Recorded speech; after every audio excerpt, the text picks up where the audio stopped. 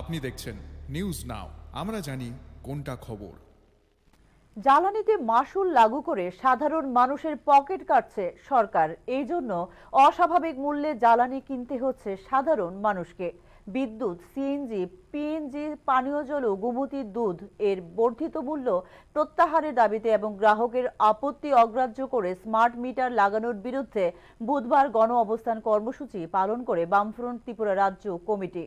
Orient চৌমুহনীতে আয়োজিত গণ অবস্থানে বাইরে থেকে গ্যাস আমদানি না করলেও বর্ধিত দামে কেন ত্রিপুরার গ্যাসই রাজ্যের মানুষের কাছে বিক্রি করা হচ্ছে তা নিয়েও প্রশ্ন তোলে বামফ্রন্ট ত্রিপুরা রাজ্য কমিটি।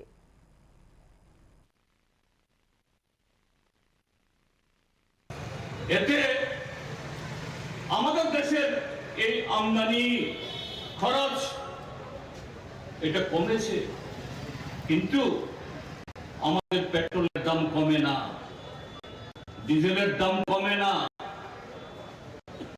ওই সিলিন্ডারের গ্যাসের দাম কমে না, এটা বাড়তেই থাকে। কেননা আমাদের দেশের সরকার এই পেট্রোলের উপরে, ডিজেলের উপরে দাম হিসেবে নিতে না পারলেও তার উপরে শেষ বসিয়ে দিই, প্রাইস না, শেষ অর্থাৎ মাসুল বসিয়ে দিয়ে আমাদের দেশের জনগণের পকেট থেকে লক্ষ লক্ষ কোটি টাকা সেখানে আদায় করছে। এই জায়গায় আমরা যারা ত্রিপুরাবাসী, আমাদের আরেকটা আর্গুমেন্ট এখানে আছে, সেটা কি?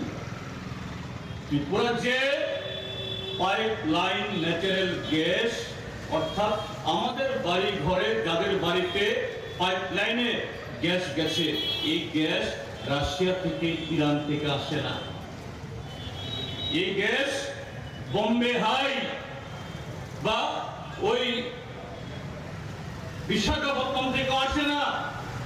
যেন বাইরে থেকে গ্যাস আনতে হচ্ছে বলে তার দাম বেড়ে গেছে, এই জন্য এখন দাম বাড়াতে হলো। আমাদের ত্রিপুরা রাজ্যের মধ্যে ত্রিপুরা সরকার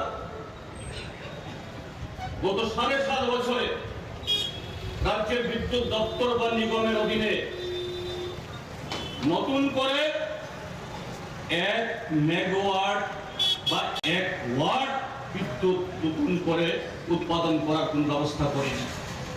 2 কোটি করে 5 বছরে 10 কোটি চাকরি।